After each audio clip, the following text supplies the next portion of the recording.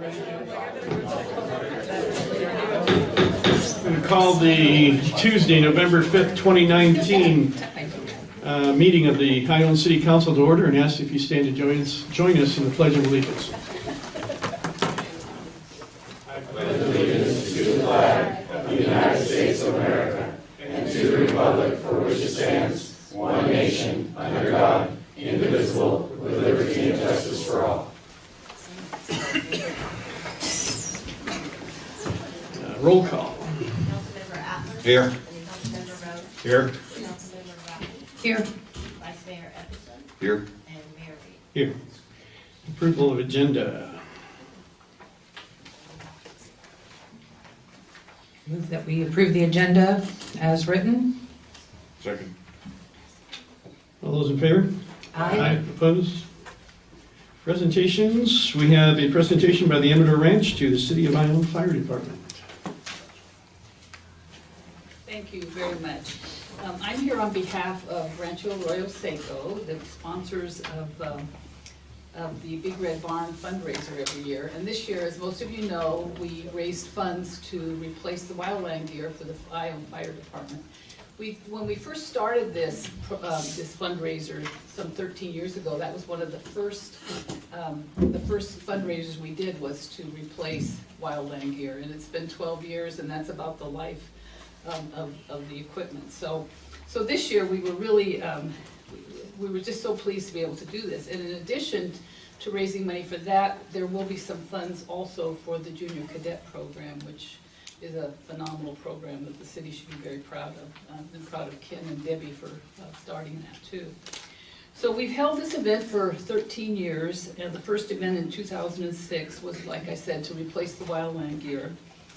And over the years, we've contributed over $400,000 back into the community. Our focus has been on public safety and youth or educational kinds of projects most of the time. So this year, the goal was to raise $38,000. It started at 36. I bumped it to 38. And I'm happy to say that what we have tonight is $42,350 to give to the fire department.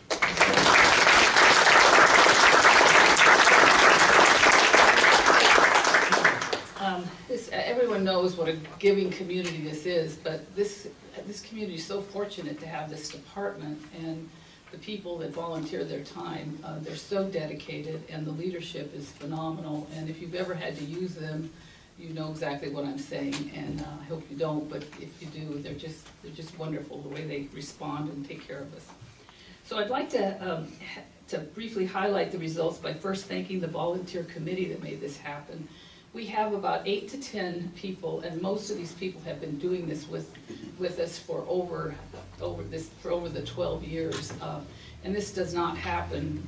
One person doesn't do this. It takes a group of people, and we plan for about 3 months at a time. The other thing that's really nice, we started out with almost all women, but the great news is many of them have husbands, and so we're very fortunate they step up too and help us, because there's a lot of, at the end, there's just a lot that needs to be done in setting up and all.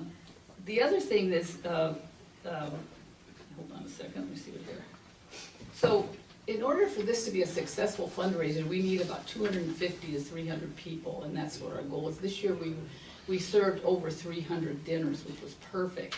And the fire department, getting people to the event is really key. And the fire department this year, I'd really like to recognize Stephen Billingsley, who really held down the fort. He helped sell tickets and organized the department in selling those tickets on the inside. So Stephen, thank you so much for all you do.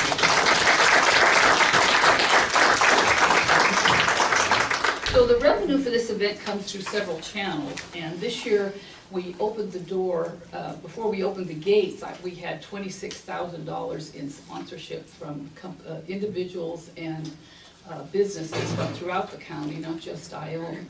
And those range from $250 to as much as $5,000. But that helps so much, and that includes the $7,500 that Rancho Arroyo Seco donates each year in matching funds. This is all self-funded, so we have to be really prudent with the expenses and how we manage that portion of it. So I'd really like to thank the committee, the fire department, and the community for the success of this event. And thank you so much for your support, because most of you and all of you have been to the event at one time or the other, and some of you come to all of them, and we really appreciate that support. So thank you very much. So what I'd like to do is introduce Tom Sweat, who is the ranch project manager, and let him say a few words, and then we'll present the check to Ken. Thank you, Sharon. I don't have too much to add. Sharon's did a great job, other than to reiterate what a great fire department we have, to thank the committee for all the great work that they did. We're proud to be a part of it, and I think a special thank you needs to go to Sharon herself, who's just a force of nature. Thank you for all you do for not just us, but for the community, for this particular project, and this is just one piece of what Sharon does for the city of Ione. So again, it's been another fantastic fundraiser, and we're happy to do it, and really happy and proud to be part of the community. Thank you. So with that, I have the checks in hand. If Ken could come up here. If you wouldn't mind, we'd love a group picture with the committee, if you wouldn't mind us taking a moment to maybe do that when we present these checks. So if the committee could step up here, please. Oh, the other thing I wanted to recognize was the junior cadets that were on site were unbelievable help that night. They're just so respectful, and we were so appreciative of all that they did. So great program. Okay, come on, committee, stand up. This thing is a lot of checks. This is the real check.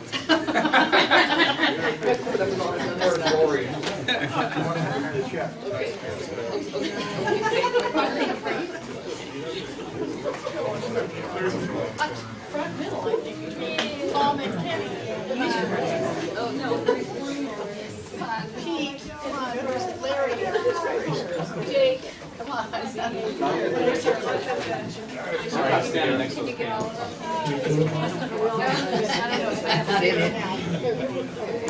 Just close it. Yeah.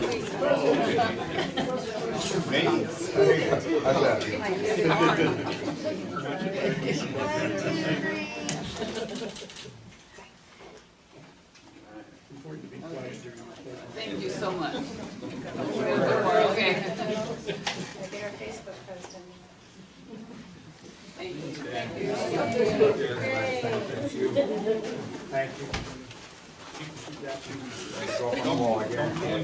you. You only get to catch one. On behalf of the fire department, all the members of our department, I want to thank the committee and the ranch and the community as a whole. Without your guys' support, we couldn't do what we do, and the wildland gear that you're going to be replacing, trust me, is extremely worn out, and it's well overdue to be replaced, and it couldn't happen at a better time. So thank you all very, very much. I don't have any more to say, except I'm going to go try to cash this. Thank you again very, very much.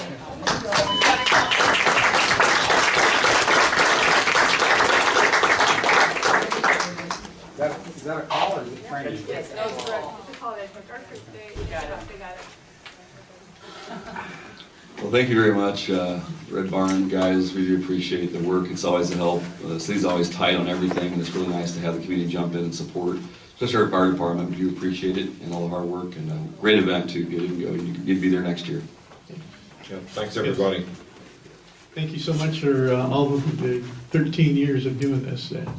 Been some great things funded during that time. So. Mr. Mayor, Matt. They also bought us our 15 defibrillators, so every fire unit has a defib unit, as well as 15 structure fire gear sets, which are about $2,200 a piece. So they have really contributed a tremendous amount to the department to assure the safety of our citizens. So thank you again. Thank you.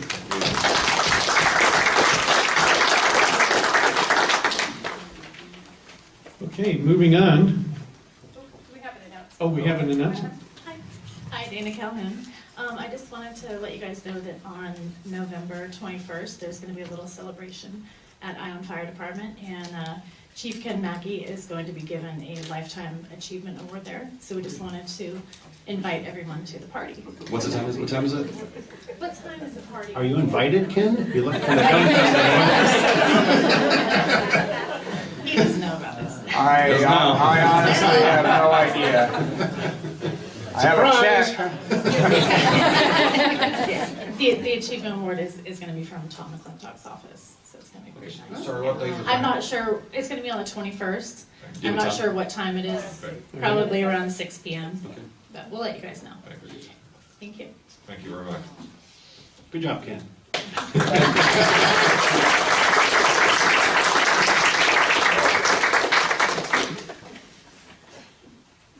I'll surprise you at drill tonight.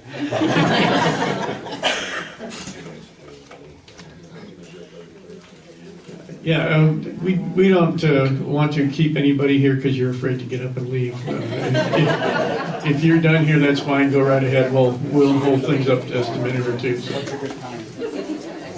If you want to stay, it's really exciting.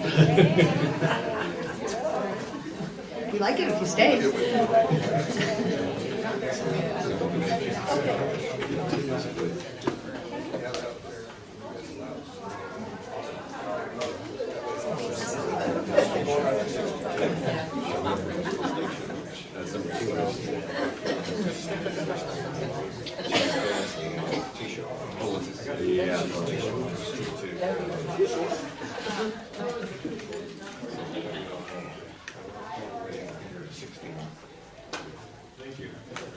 Okay, we'll go ahead and continue. There is no consent agenda, or excuse me, consent calendar.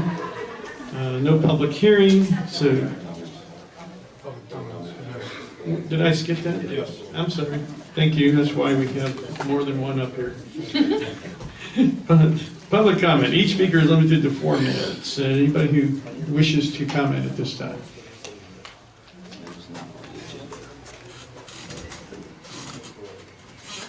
Yes, I'm Larry Rhodes. I'd like to know, I brought it up in September about PERC Water being able to bid on stuff without having the 3 bids. I was wondering if that contract, if anybody's looked at it to see if it's null and void, because you should have to have 3 bids. I even looked on the legislation. If you have over $25,000 in any department of state, you've got to have 4/5 of your chairman's vote for it. So I just wondered how that is a legal document. When you're supposed to have 3 bids, and we had a generator, it was over $60,000. Okay. I just haven't heard anything about it. Have we looked into that? I have to double check with Dave, I know him and I have talked. I also know that the bids for the backup generators, the first who came to council. Yeah, but they didn't have 3 bids. You can make 3 requests, if you don't get 3 bids, you can still go forward with it. All I know is it didn't local, there's 2 local people here got licenses and they never got notified. Church was one of them. Thank you. All right, well, thank you, Larry. We'll follow up on that. Any other public comment? We'll close public comment, and now we'll move on past the consent calendar and the public hearing and to the regular agenda. Item number 1, adoption of resolution number 2019-38, authorizing application for and receipt of SBT planning grants and program funds. That would be me, Oh, sorry. April Wooden, your city planner. This was a real pleasure to work on for a number of reasons. One, it's a non-competitive grant program, which you hardly ever have the opportunity to apply for. The state has allocated funds for every municipality and county in the state. Our allocation is $160,000. So in order to receive those program funds, we have to complete the state application, and you have to enact a resolution on the form that they provide. The intention of this grant, the number 1 reason that they're doing it is to accelerate the production of housing in the state. So it's very important that the application ties the things that we would be doing here locally with somehow achieving that goal. And accelerating housing production in terms of this grant means improving the timing, cost, feasibility, approval, and amount of development through various mechanisms such as zoning incentives, upzoning, zoning amendments, corridor planning, development standards modifications, non-discretionary review, financing strategies, sliding scale fee modifications, facilitating adequate infrastructure to support development, approval streamlining, and other mechanisms that promote production or remove or mitigate regulatory barriers. So what we would like to do with the funding that we're applying for is to what's the word I'm looking for?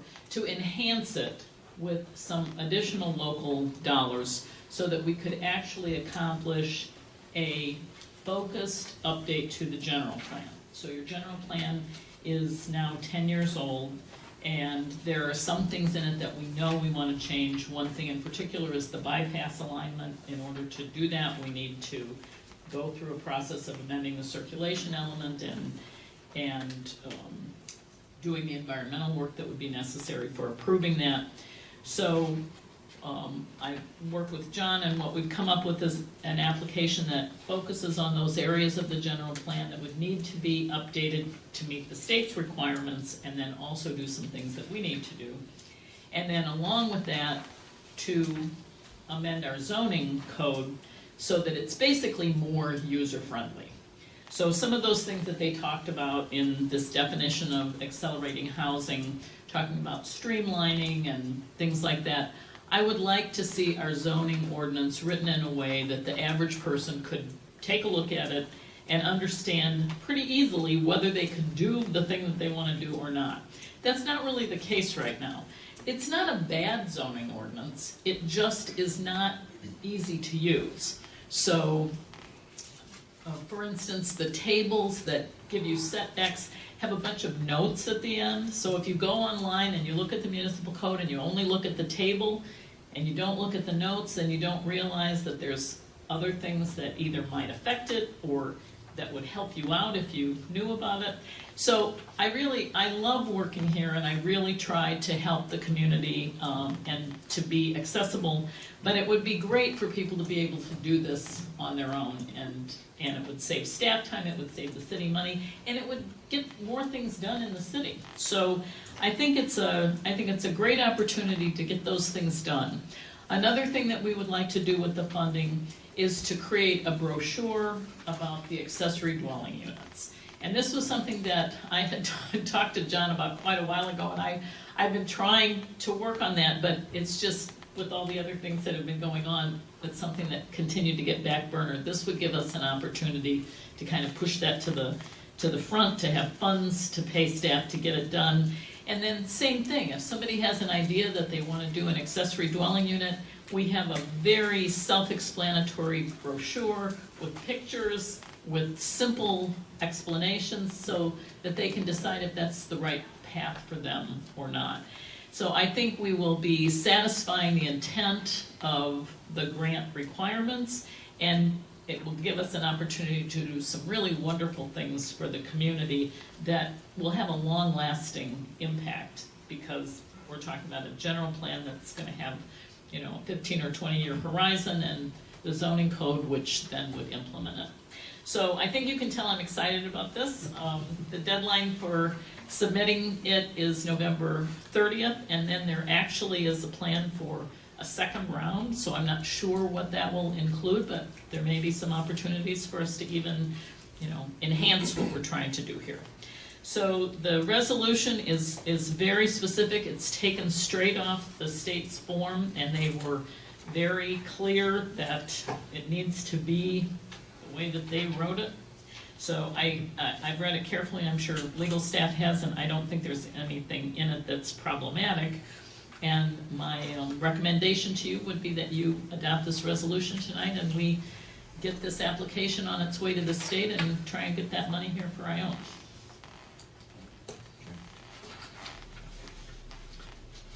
Okay, any council comments?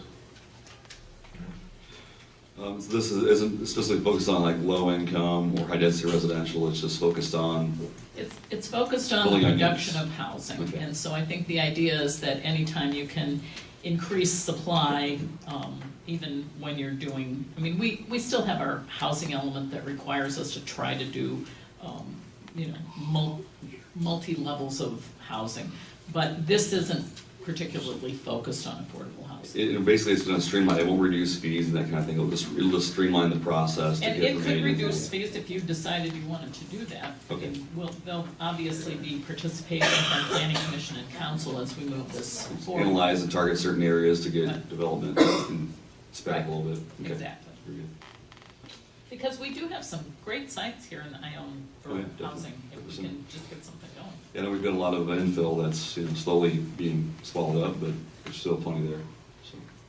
Exactly. And I think the governor too, if I remember I heard some of his comments, it sounds like he was basically looking for sites. I know that the Preston property was kind of sidetracked for a short bit. There's a couple pieces in play there, but one of them was to look at it and see if it'd be suitable for housing, which we know there's a bunch of houses up there, but the infrastructure is all not usable, and the houses have asbestos and a bunch of other things that are there already. Right. I don't know. It's just slowed the process. I don't think it's going to change it any. It's just there's a lot of liability up there. But it was one thing that was in conjunction with this, so I just thought I'd bring it up for us. Okay, thank you, April. Public comment? Hi, good afternoon or evening, Lori Lord. Just to follow up a little bit on what Dan said and to make sure I understand terminology. You said it's to accelerate housing, but it's really all administrative stuff, right? These are all these dollars are going to go to administrators to rewrite or That's update right. stuff. Okay, just want to make sure I understand. Thank you.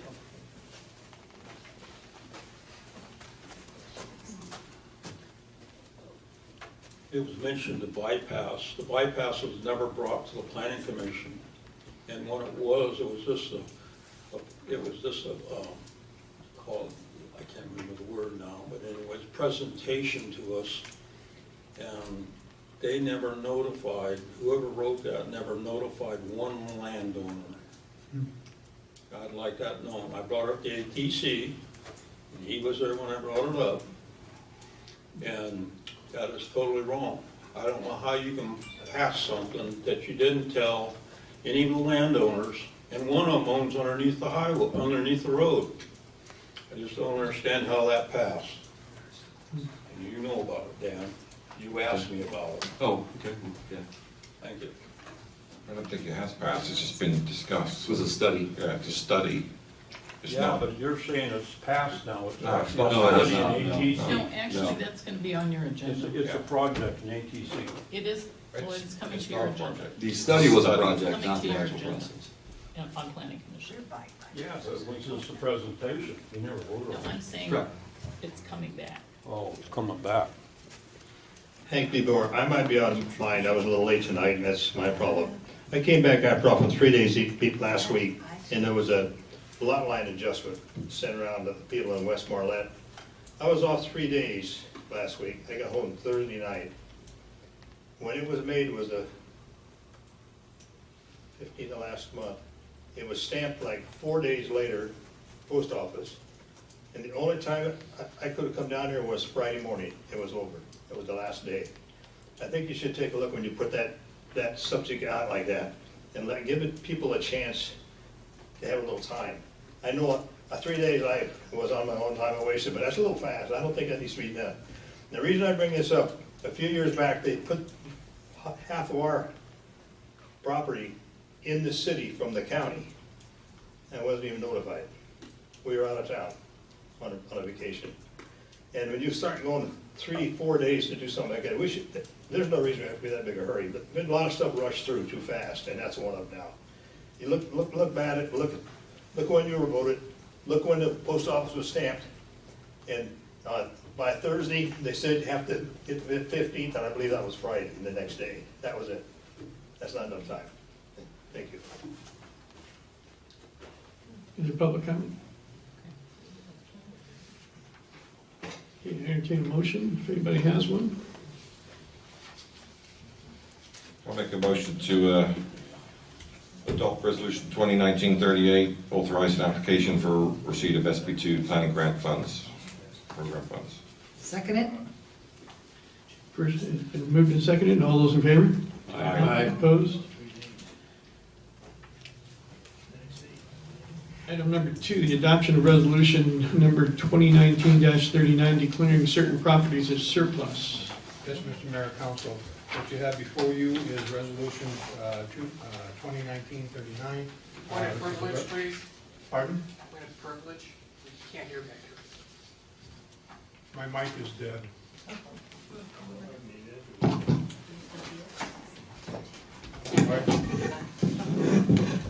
Somebody's on. Sounds like there's something. Thank you, April. My pleasure. Yep, back. Is that better? Okay, sorry about that. What you have before you is Resolution 2019-39. As you recall, at our last city council meeting, staff brought before you 5 properties that council was asked to determine whether or not they'd like to surplus for basically sale. The city of Ione has received numerous requests from adjoining property owners who have expressed interest in buying the properties. The Ione city attorney has laid out the process by which properties can be declared surplus.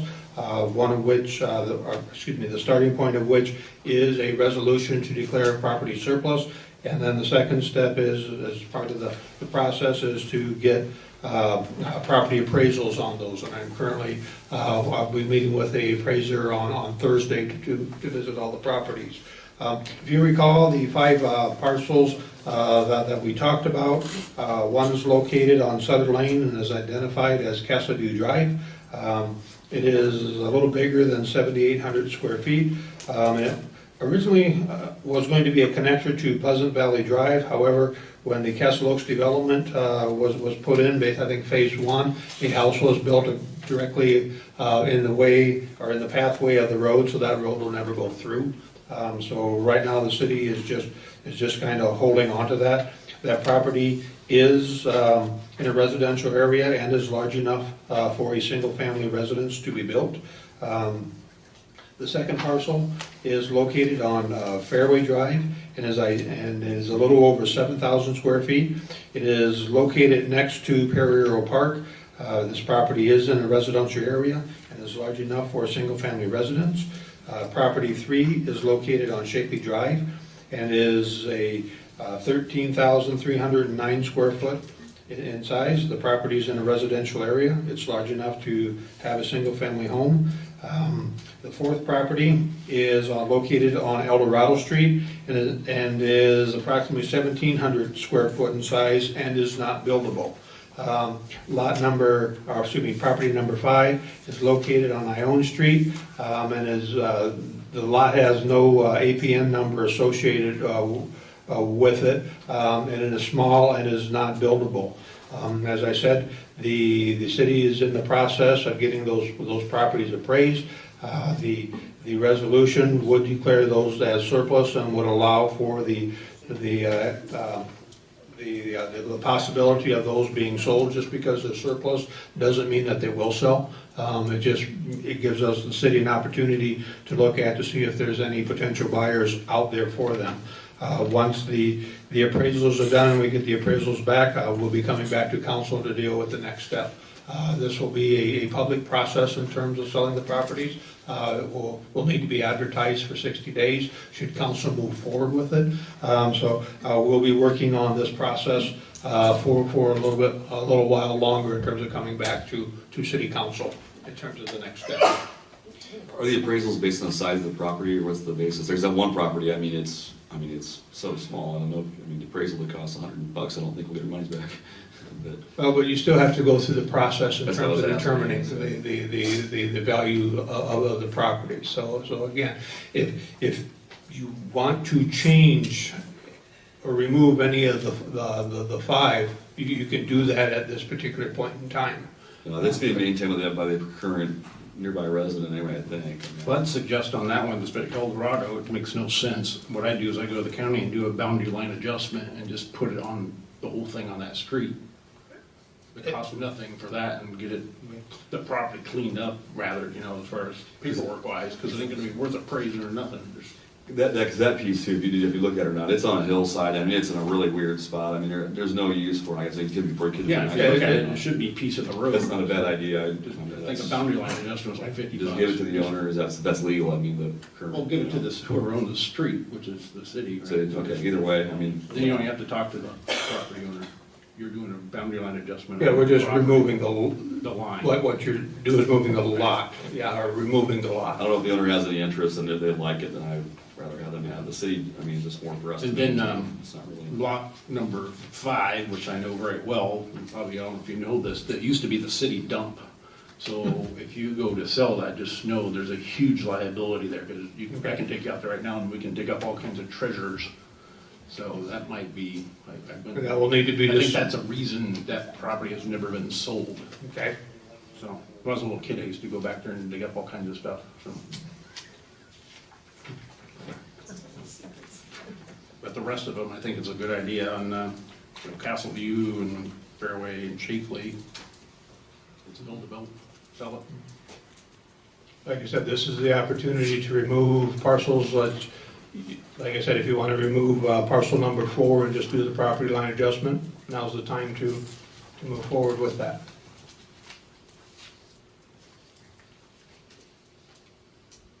I think we should just look at the ones that are buildable, the first 3, and maybe remove the last 2. Okay. But the first 3 are definitely, you can put some houses on there, so. Okay. I look at the 5, I mean, it's on the creek, I think it is. Yeah, the one that's on the creek, I mean, it's more for us to maintain. I mean, right now, I don't know how much of the properties that's, I want to ask Larry, what privilege do you own in the middle of the creek at your place, like most people on the street? It looks like it. Passes There's over line- creek, boundary but lines. the rest of it, that lot does not go. We just got a map, I get from Yeah. Janice, and she's got a map. The whole creek cleaned down to the bridge belongs to the city. Okay, all right. Except for the meat market across the street here. The meat Okay, market. right, correct. I It understand. goes almost center of the creek. Okay, very good, thank you, Larry. Now, the rest of them are owned by the city.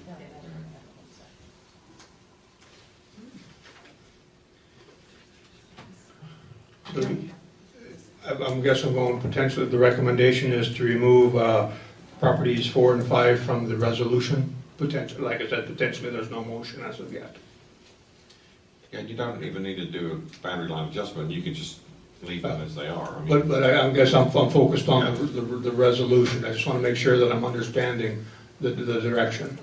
Yeah, I'm fine with taking Ione Street off. I mean, I think I might talk to the owner on property 4, see if they have any interest in it. If they have interest, then have it evaluated, unless they want to buy it, they can. If not, then make a boundary line adjustment. That's kind of my druthers there. They kind of maintain it already, and that's my only thought there. It's in a weird spot, anyway, like I say. If you look at the picture of it, it's just kind of this curious little corner. Well, before you can sell, we have to have it appraised, right? I mean, that's the Yeah, rule. that's right. So, I mean, that's Yeah, more costly than, yeah.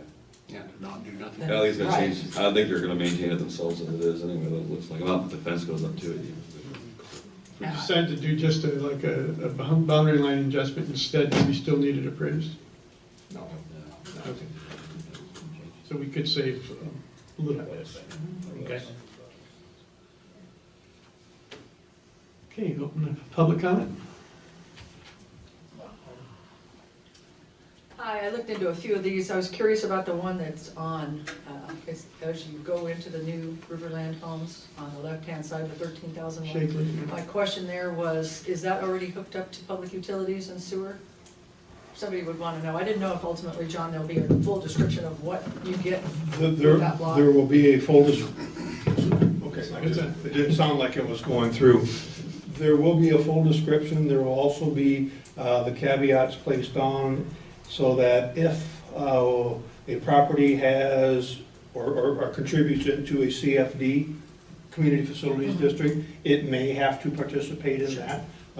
If there is a CFD Belarus bond for like the water line that goes through, it may have to participate in that. It would have to follow the same standards in terms of construction as any accompanying neighborhood, so it stays within the character of the neighborhood. So we would try to make sure that every requirement that's in the neighborhood applies to those lots that we surplus. Yeah, my big question was specifically about sewer and water. Right. You know, those hookups, are expensive. To hook up to PG&E, that's expensive stuff. Right. So I know a neighbor did it over here in Jackson Street. It was $30,000 to hook up his mobile home some years ago. My other question was about the one that you're characterizing as being on Fairway, there by Perry Earl. Right. But if you look at the map, it's on Quail Hollow, so it just confused me until I looked at the map. Yeah. And, and one other thing, it's just an administrative thing, to go back to your the first lot on Shakely there, I looked up that one, and it actually still shows on Parcel Quest as being owned by Amateur Ranch. That's who's on the thing, the Corte Madera address.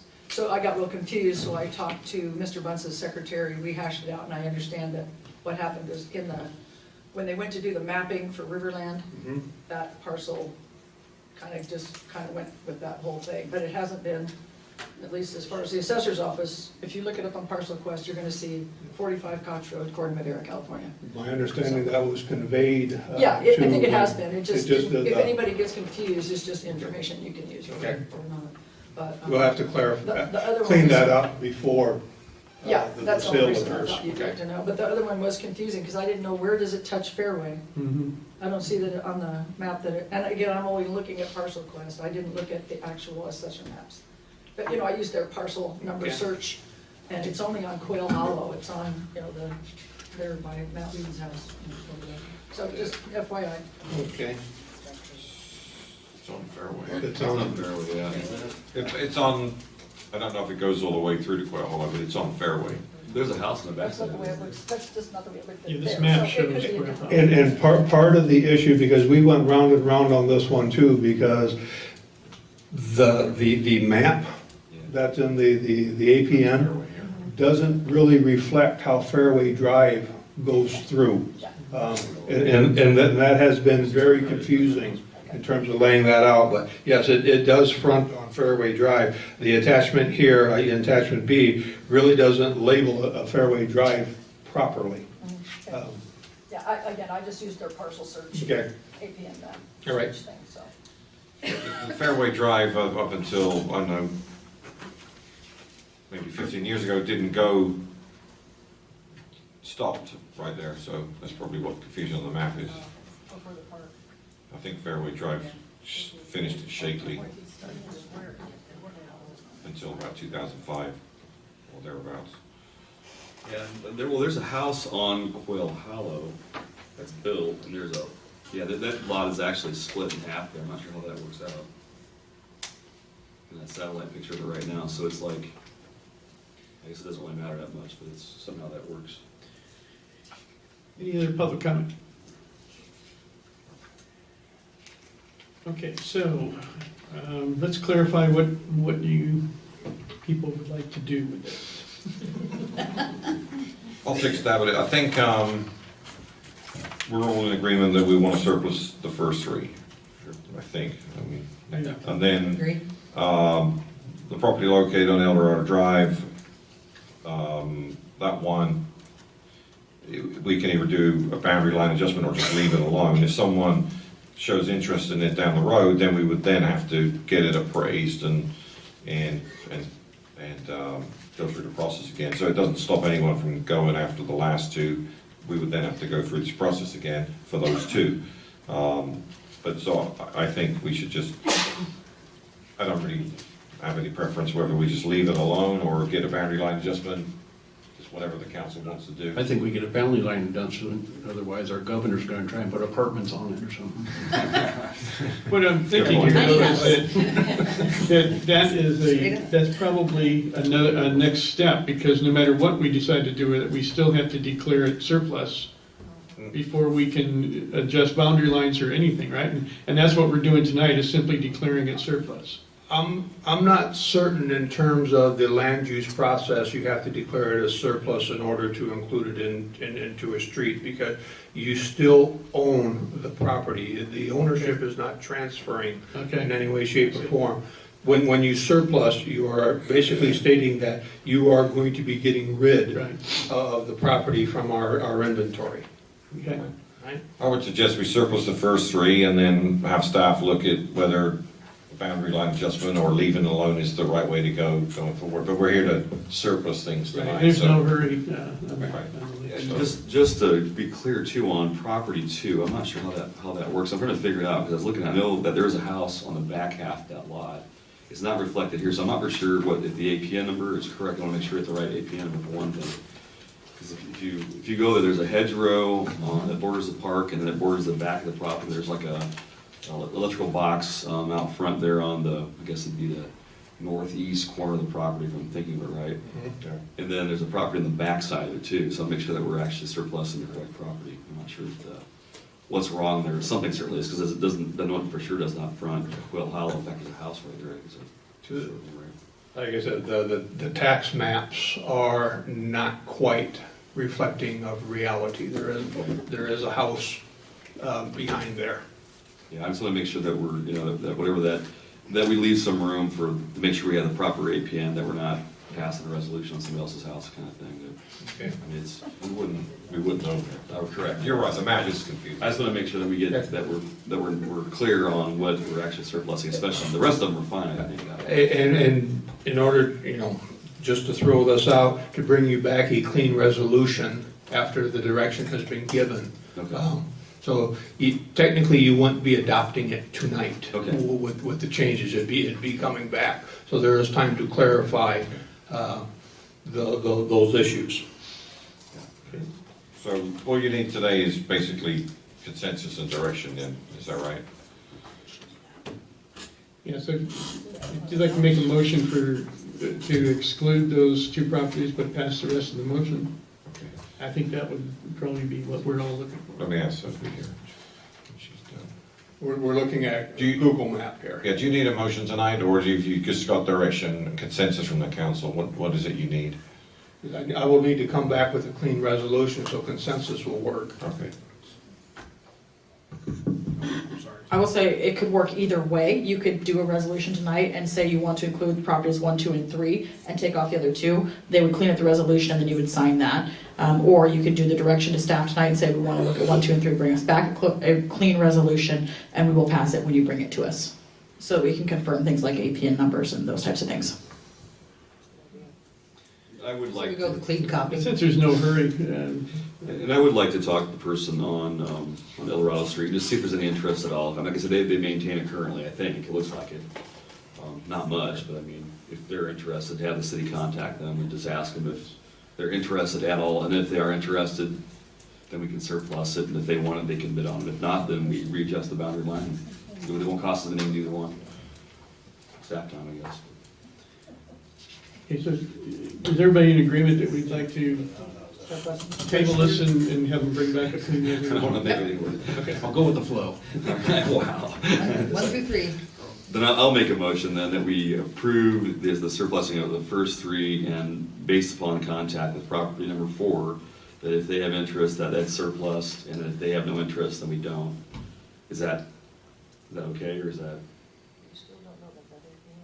Well, And then, yeah, based on, well, they would come back, they would clean that up in the process, assign a clear number on the APN number 2. Why don't we table it and just bring back If we just table it, then we can bring get it clean back resolution for us back. clean That's fine. with the proper APN numbers and all issues resolved Staff for pretty 1, much- 2, and 3? Pretty much has the direction of council. Okay, we had a motion though, so point of order, so we need to, is there a second on Dan's motion?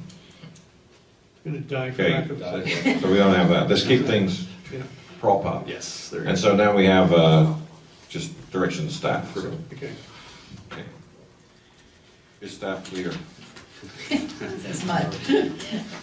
Not to muddy the. Moving on to item 3, revised sale amount for the purchase of a Faust Brothers CJ Series water tanker for the fire department. Yes, Mayor, Council. At our last council meeting, I informed you that the Faust Brothers CJ Water Series tanker price has been revised. We did not get that revision when the original staff report went out for the purchase. I found that out after I submitted the contract bid, and I got a call back from Faust Brothers that says they apologize, they could not hold that. They requoted the price at $207,444. which exceeded the city manager's authority $5,000 over the original price in order to approve that. Council at the last meeting basically provided direction to staff in terms of moving forward and bringing back the revised purchase, and they would approve it at this coming meeting. I have sent the revised sales contract to Faust Brothers, and they have submitted back a signed copy, so the project is moving forward. As talked about when we originally did this, the contract in terms of delivering the vehicle is about 250 days. It could take shorter time than that, but they are moving forward on it. I wrote a nasty letter to John, not to him personally, but I just thought it was ridiculous that it takes so long for us to approve of something that we all agreed that we wanted to do, and it took so long that we got dinged 10 grand because it wasn't able to be ordered at the time, and et cetera. And I'm just worried that now we're gonna do it and it's gonna be another 10 grand. And I wish there was a way I know he can only spend so much, but it's not his fault. It's just upsetting that we all agreed to do this for Kenny, the fire department, and someone dragged their feet. I don't know if it was fire department or one of us or what, but it cost us 10 grand for absolutely no reason. So. As far as I'm concerned, we just had a comment earlier about a pump. So did this go out for 3 bids? So, I mean, unfortunately, we have a process that we got to follow, which doesn't make any sense. And sometimes we get dinged on it. But, you know, how do you go and get 3 bids for a Faust Brothers water tanker when Faust Brothers is the only company that makes them, right? I'm sure Kenny did. I'm just saying, like, yeah, sometimes, you know, we get held up by the bureaucracy and it costs us. But anyway, having said that, yeah, I'll just move forward with this purchase. So, good. I have nothing else to say. Public comment? Seeing none? Anybody like to make a motion, Stacy? I'll make a motion that we approve the new revised sale, purchase of the fire truck. It's $207,000 now, moved up from $195,000. Second it? Moved and seconded. All those in favor? Aye. Opposed? And moving on to city manager reports, updates. Yes, I have a few things to go through. As I hope all of you got the email this morning, we're now in the process of pretty much converting everything and using the Cassell software program. And we're finding a little glitch that we haven't been able to rectify yet. So the sewer bills have not gone out yet. For some reason, we are unable to print them. Free sewer. Yeah. Pardon? Free sewer. We're trying to resolve that, or hopefully we're going to have that resolved by the end of the week. But that has been a major source of frustration for the past week. In addition, next item is on October 25th, the League of California Cities sent out an email that talked about the public service power shutoffs grant application, and basically the email went out at noon, and they wanted to have a phone conference with all city managers at 4 o'clock that same day. The original application time frame, the grants were due November 4th, and wasn't a time frame that realistically pleased anybody. The state has changed the time frame in terms of when the applications are due. They are now due November 12th. We are currently working on an application. I will say that the application form has been somewhat troublesome because you cannot put in all the information that is needed in order to answer the state's questions. They give you a box about 2 inches, and there is no room for additional information. I called the state and said, okay, how do I handle this? Do you want an attachment, or is there a glitch with the form? There's no glitch with the form. Anything that communities need to add to the information, put it into an attachment. So like I said, we are moving forward with that. We will get the application into the state in terms of the timeframe. The criteria by which these applications, for cities, there's $10 million. The original legislation that the governor signed was for $75 million. And it breaks out so much for the counties, so much for cities. Cities get a total of $10 million.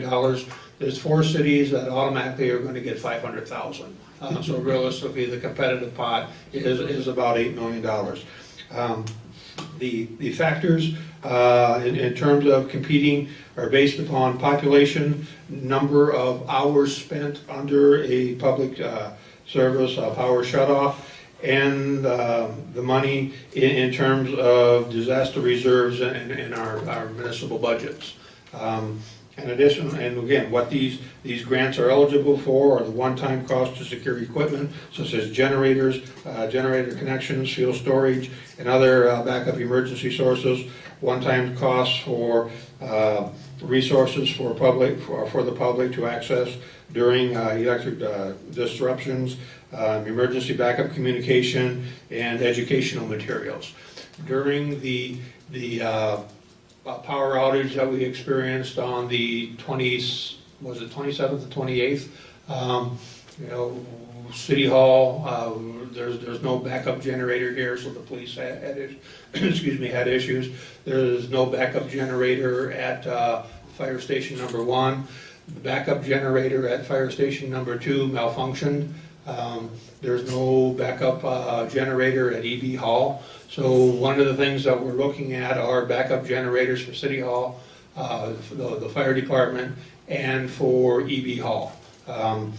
And again, in terms of what we want to do is natural gas generators. I have some quotes and are double checking to make sure the size is appropriate for the facilities being looked at.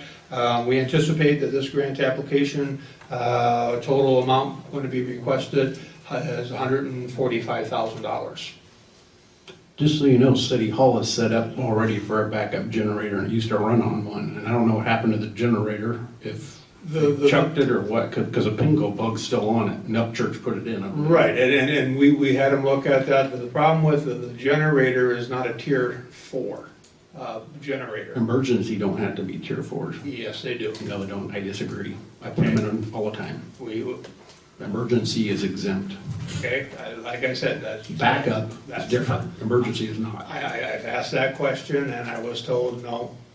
Well, I'll go with you to meetings. We'll get you one. Okay. Do they consider PSPS an emergency? I mean, they tell you ahead of time, is it an emergency? Because I felt bad for you guys when I came in here. Busby didn't have radios, or he was working off his cell phones, and that's not right. And like I said, we looked at the generator that we have that has the proper connection to that. And again, because it wasn't a tier 4. Who's telling you this? Is it your board, county, or state? I'm hearing it from the state. Well, let's get it in writing, so, Because these Warner County is a totally different, better level than the state. I mean, we but just I'll need- help you. I'd be more than happy to help you on that, or I'll give you the name of someone that can help you. Because I deal with this all the time. I appreciate the name because like I said, it's, even the grant application talks about clean, I don't give a crap if it blows a hole in the ozone layer, as long as people can live. I don't... Electricity is more important than... Yeah, the trouble is that they set they can set completely different rules for a grant than, the normal requirements. But we need to find that out and get it in writing like Dom said. That just puts everything, it stops, because there's always multiple people say one thing and someone else says another, and we need to know what it is, so we get it in writing from whoever. And just so you know, on the state level, like Caltrans up in the mountains, they run on tier 4s and they're blowing up left and right. So you know what they did? They made themselves exempt. Because they will not run. They explode after a couple of weeks.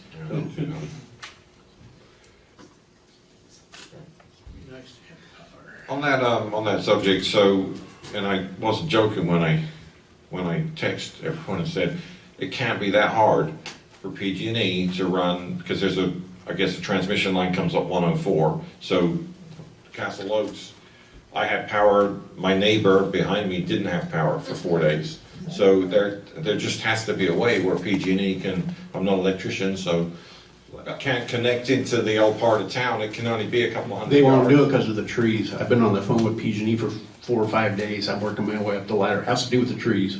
All about trees. It's the scariest thing that I've ever seen, because Monday at 4:06 PM, City Hall power came back on. Janice, your power didn't come on till a little after 7, correct? Yeah. 8. Edgebrook came on at about 8. Turning it off is easy. Turning it back on, it was never designed to be turned back on. That's the thing. It's very difficult to turn. It's not a switch. And the winds in Ione weren't that strong. I mean, like I said, I did not understand why part of Ione was shut off. It just did not make any sense. Me and Kenny are working on that. You have to think politics rather than safety. Now, the one thing that I will say in terms of the positive is that because we were shut off, now we got some hours to bank in terms of this grant application. They do count the hours. Okay, kind of continuing, the self-help committee it meets on Thursday to talk about the 0.5% gas tax. One of the things that was discussed at the last meeting was the need to update the pavement management plans for all communities. That's all a little dated. It was probably about 2015 was the last time it was done. ACTC will be looking at this project for the entire county, and they do want Ione to participate in terms of their process. Last time we went our own way and had Coastline Engineer do that, but they'd like it, for all communities to be consistent in terms of the data and the information. And again, I'm not sure what the cost per community will be. I believe this is coming up on ACTC's next meeting coming up. What is it, Thursday or next Thursday? Yeah, Thursday. Okay. So again, I will be coming back on that issue. On November 12th, I'll be at the County Board of Supervisors meeting making the request for county park funds for the tennis courts. And the last thing, not sure if you guys saw this, is the the California State Auditor's Office released the community fiscal health of communities, and Ione was rated in terms of one of the top cities facing fiscal challenges. It was rated at 14th. When I came in 2015, the city from the 2014 study was ranked number 4. So I guess you can call it we're making progress, albeit slow. Those are the things that I have at the moment. We are still working for the building official. I do have the staff report written. I do have not a staff report, job description written. I do have a job description for permit technician. Still need to verify some of the requirements with that. So we're moving forward on that. Everything just kind of runs a little bit slow. I was gone during the week of October 21st, attending a training session at Fresno State University. It's the Economic Development Certification course. It works in 2 parts. You have to attend I won't call it the beginner's course, but the introductory course. It is a 4-day program. The advanced course will be next August. It is a 5-day program, and we'll be working towards obtaining the California certification for economic development. In terms of addressing your question related to the Preston facility, we do not believe there was a webinar on the governor's proposal in terms of looking at the properties. The Preston facility was not viewed as a high candidate for homes. So I do assume that the process for moving the surplusing of that property forward will occur here sometime soon. Yeah, I'll find out in a few days. And just one comment on the tennis courts, just a request, if you could also just kind of tag in their tennis and or pickleball, because pickleball is a little popular with the older generation or older people, which I'm becoming. But you can also simply reline the court, and it's multi-use once. And I am well aware of that. The reason why I don't mention pickleball in terms of my discussions is because if you look at what's be allowed to be funded under impact fees, it is just basketball courts and tennis courts. Okay. Leaving pickleball out makes sure that there is no miscommunication, but once the court is in, you can stripe that for pickleball without a problem. 100%, thank you. Well, somebody will have to explain to me what pickleball is, because I've never heard of It's it. like giant ping pong, is what it really is. It's like giant ping pong, but it's a smaller court, and it's a little more not as popular as tennis, I guess. But Okay. They have tournaments, all kinds of stuff. I know it's something you. It is growing in popularity, especially among, I don't want to call it the elderly, but The older active set. the older active set. Look it up I will look on it up, I will, YouTube. absolutely, I'm gonna YouTube that the heck out of it, because never heard of it. If you watch a Del Webb ad, it's always on TV, they're all playing pickleball, so you can see it on your TV. City Council committee reports. I have ACTC on Thursday, but because by the time I come back and report 2 weeks later, just want to give everyone an update that we did request in September to do a study outside the Ione Elementary School on 104, and the letter in here, which we got a response from Caltrans, and they're going to do a study. It's 4 to 6 months. So the request to do the study has been reached Caltrans, and they're going to do the study. They've agreed to do the study, which is. Are they including 88 and 104 as well? That's a whole. There's a whole bunch of things. They are studying 88 and 104. They've been doing it for a while, so they're looking at that. And on Thursday, I'll get more feedback on that, because they give me feedback on Thursday. But I just want to let you know that the Ione Elementary crosswalk is going to be studied. So there's been a lot of talk about crosswalks, and what people have to understand is that most of the crosswalks are on Caltrans roads, so it's not like the city can just go and put a crosswalk there. You have to get Caltrans to do their study, and they'll either do it or they'll give you permission to do it. So that's all I have. Very good. Acra met last week, and we looked at a property, just to kind of look on Acra. So Acra is like a lot of small businesses. They have to, every year $1 an hour more. And so it's, our budget hasn't really changed a whole lot. It's getting more and more physically constrained as as wages go up and less production, et cetera.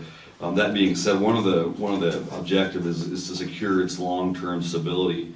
And we've located a property that would actually be, when the hub was going, there was a lot of activity there. Actually, it pretty well took care of itself. There was issues like any activity, but there was it actually generated a lot more activity in the community and a lot more participation. And so now we located a property. It's pretty central to Jackson, Sutter Creek, and Ione. And it has been off grid in the past, so it's got solar backup, it's be a lot of good use in that area when the power goes out, et cetera. But also, it's just a metal building, and so build your own walls and make your own story kind of thing. But we also believe we may have the mechanism to pay for the thing outright, which would be a great deal. So that's just something on the horizon. If that goes through, then basically right now it would reduce probably, maybe $1,000 a month overhead. We would put our offices in there, and all the activity would flow out of there. And so it would bring some stability to the actual organization. And it's not a county thing. People think that it's different. It's a JPA that doesn't Yeah, that's correct. actually function there you as go. Thank you. JPA yet. Blank on the word. So that's kind of where it's at. So that's what they're working on. And then I met with an interested couple a week ago, and they're working on putting together a committee for the beautification of Ione. And basically what they would do is they would meet, probably once a month, put together a small project, and enlist people from the town to come in, participate, and get a few things done. They've got a few projects that we've talked about before, some of them, but it would also have to do with downtown and planting flowers in different places, and they would do all the maintenance and planning. But it would also be a really good opportunity for the community to serve and get little things done that might make a big difference. So that's just kind of an update there. That's all I have. I haven't had any meetings recently, so. We need to get a finance meeting and a sewer meeting scheduled. But we were gonna hold on the finance until the software is back up or up and running and. Hopefully that's soon. Yeah. Maybe December? No, it better be in November yet. Okay, all right. Well, you're We an got- optimist. We got Thanksgiving, I forgot about that, so yeah, it may be December. I had, just at Parks, and it was kind of the same thing. They're having issues with soccer, people flying through the horse arena area, but now there's no more soccer, so it'll go away for a while. The biggest complaint was there's constantly dog crap not getting picked up at the dog park in the garbage can. They're picking it up, but the garbage cans are overloaded, and people are actually taking it themselves and hauling it away because no one's cleaning it.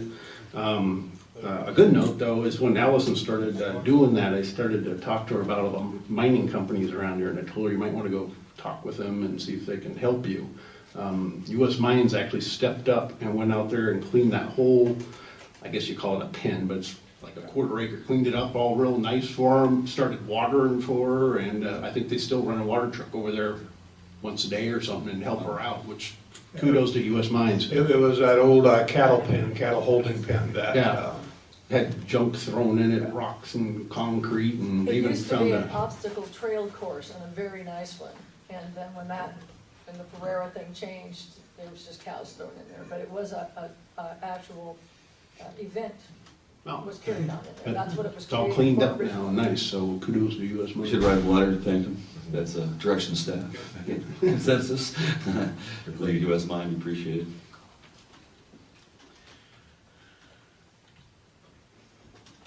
City council comments, future agenda items. I have some if whoever wants to go first. I got a lot, actually. Okay, we'll get started. Where is it? So I was gone on October 15th because I was down at Long Beach for training, which I'll talk about in a sec. That was quite fun. But on September 3rd, it was me, Mayor, and Dominic voted on the SB1 gas tax thing, which I never wanted that to pass anyhow. I was a bit advocate of it. So anyhow, we got our money, and it was decided that we had to spend it on a project that was 75% over budget, and we kind of reluctantly voted yes on it. And I was upset that when they wrote this law, that we couldn't roll it over and bring it to another project next year. Well, come to find out, we can roll it over. You can roll it over forever. So I would like to, I don't know, help me out, Sophia, so I don't get in trouble. I want to retract it or rescind my vote. I don't think it'll do any good now because I'm sure the contract's already written, but I want our taxpayers out there to know that I vote no on this, or would like to vote no on it, but I think the damage is already done. Next year, I would request that we actually plan things ahead and probably pile it up so we have $1 million or $2 million to do some roads. A local contractor that I'm very good friends with, and he's actually kind of high, he told me that he could completely repave a mile of road for probably $300,000. So, and I think we seal slurried a quarter of a mile of a road, so what's my direction on that, Sophie? I'll say at the last meeting, Dominic Atwin also expressed a frustration with that vote, and there was supposed to be some discussion happening. Dave Prentice is in town tomorrow. We're having that discussion. We've noted now that you've given public notice that you want to withdraw or rescind your vote on that, and we will let you know what that process is. Okay. After we talk with David tomorrow. And let's see. Oh yeah, so I went to the League of Cities. That was great. I took all these, they call them sessions, I call them classes, but along with ethics, so I don't make people mad, I took orientation the first time. I took the 6 council member social media, which was kind of cool. And it was kind of interesting. I figured they'd be picking on Trump the whole time, but they kind of used him as how they're shaping the laws on what he does. And I learned that we can actually say things on certain Facebook things or Twitter, although I don't want to do that, but I know how to do it now. Took a really good course on the secret to effective short-term rental regulations, which is the Airbnbs. That's really cool. I kind of understand how to make, Truckee makes millions off this, but I didn't know that 60% of Truckee's houses are not lived in. They're, second homes, so that's why they make money on that. Went to a manufacturing revenue source class, which I think I lost IQ points on. Let's see, what else did I do?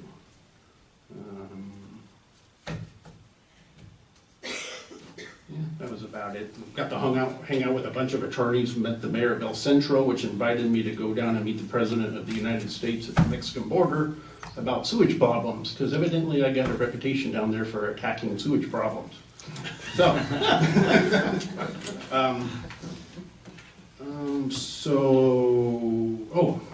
to add on to that, 2 nights ago, I think I got the final report from Mule Creek, and just to let you know, I would have printed it out, but it's 16,841 pages, which is 5.5 foot thick is what this report is.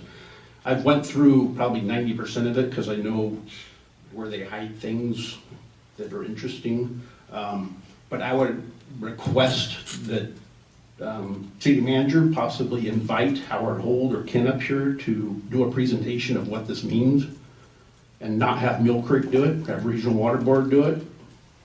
Let Mule Creek come in after and they can explain themselves. But I would highly suggest we get Regional Water Board up here to explain what this report means. Is that online, Stacy?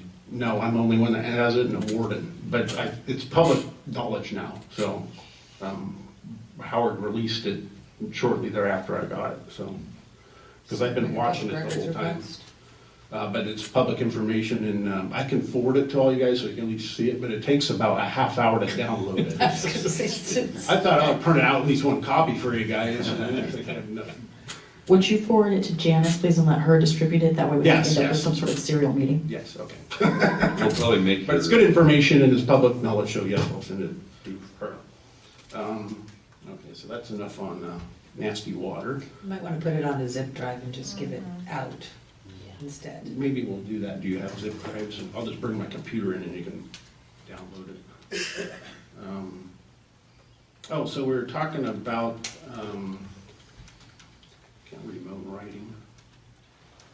Reviews of city staff and everyone. I was wondering who is going to do the reviews of our city staff? So if it's, who reviews Janice, or who reviews Public Works, or who reviews, how does that work? How does that work in the past? She's elected. So. About every. Everybody in the city of Ione does her that gets put together to do this?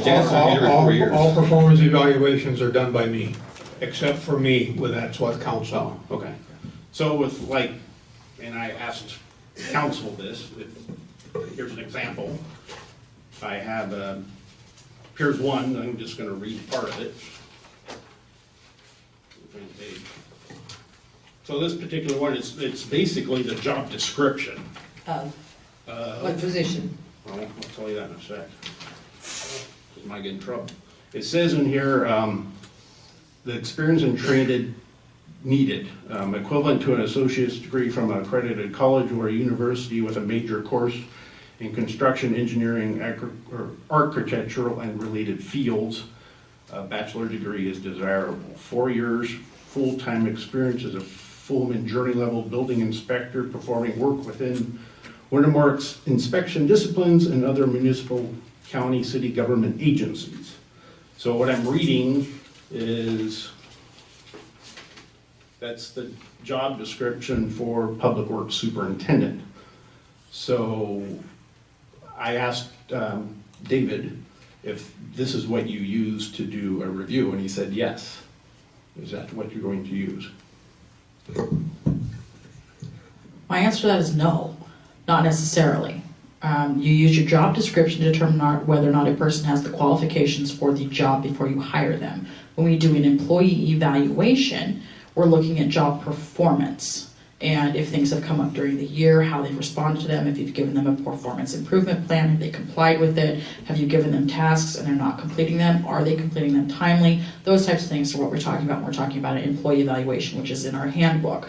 Those are all conducted by John, who's the city manager, who has purview over all employees of the city of Ione, with the exception of Janice, who's an elected, the exception of our office, who's the city attorney, and obviously himself, the council does our evaluations. When we're talking job descriptions, those are things that we see whether or not they have those qualifications before we hire them, or if they have a conglomeration of qualifications that meet that so we can hire them for a job.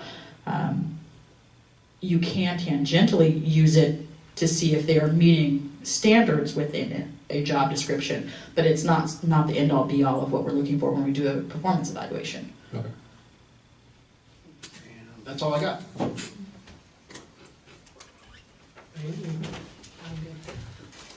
I got just one quick thing. So I believe we have a new warden at Mule Creek, and I think it would be a really good idea to have a meeting with the warden and find out what can we get the prisoners to help us with, like creek renovation, parks, whatever. We did the trees over at Howard Park last year, and we were told maybe they could have done that. So, like, let's get out ahead of it right now. I think he's only been in there for a couple of months, so this, I don't know if that's our prison committee that needs to do that, or whether we invite him to, you know, John invites him down, or whatever we do. But let's get, you know, the warden and whoever, I'm sure he's not in charge of the work programs, but whoever his, you know, right-hand man is, let's have the warden and them here. What can we use the prisoners for? You know, what, you know, and who do we need to call, and does it cost anything? Because I remember one time they did some work off of 104 in front of like 16 T-box, and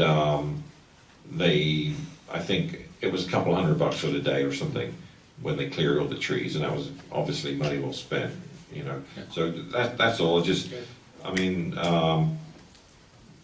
just whatever we need to do there on finding out what we I mean, there's a bunch of free labor there, so. They will be looking to help us in any way possible. Well, hopefully, the thing with Mule Creek is this, is like, hey, I have disagreements with people, believe that or not, but like, you just gotta separate it. It's like, okay, we disagree with them, or they're having some issues over water, and that's probably not the warden, right? I mean, he isn't the one who designed the prison or designed the sewage system. So I'm hoping that they're adult enough to say, to put those things aside and say, okay, these things are something we can work with the community on, and let's move forward. I mean, I'd be disappointed if they would use that issue to not even meet with us, so. They may see it as an opportunity to improve their image. Yeah, I mean. Build bridges. It might be. When I talked to them, they said they want to help. Well, let's find out what it is you can do. Who needs to coordinate it? Is it Public Works? Is it John? Is it the council put in request? Whatever the rules are, because they used to, when I came here 25 years ago, they were always over in the creek, always. They were on the golf course doing things. They were up in the trees doing things. They were at the elementary school. Yeah, they enjoyed getting out and in the fresh air and doing some work. And then I heard that it was budget cuts. They couldn't afford to pay the guards to supervise them. So that all went away. And so, you know, where are we today? I'm meeting with the warden and the crew. Citizens Action Committee meets on next Tuesday, and I'll be there. So I'll definitely bring that up to the warden and to the people that. That's all. I have a note to remind me. So. You know, like, can they go out in the parks? So they allowed into parks. I'm not sure what the rules are. You know, can they go into the parks and help the parks guys? Can they go over to, you know, pick up the dog poop in the dog park? Can they help us with the squirrels on the soccer field? They'll eat them. Because I'm sure they're not allowed to go into every area. I'm sure there's restrictions on that. That's all I have. Could I say a couple of words on this? I know it's not time, and if I can't, that's okay. I went through this, and the way to make these prisoners work, have somebody with this department work with them in whatever area they're working in. So they're gonna come and work in the golf course. You better have somebody in the golf course that knows what's going on, what you want, so you can, they don't have to stay there, but they can give direction and drop back. Sure. And wherever it is in the city, you get a lot of work out of it. But if you put, it's a person out there, that sergeant or whoever's in charge of that, you'll get what he thinks. And if you want it a certain way, you better cover it with a person that's in charge of that particular area. It'll work quite well. Makes good sense. Okay.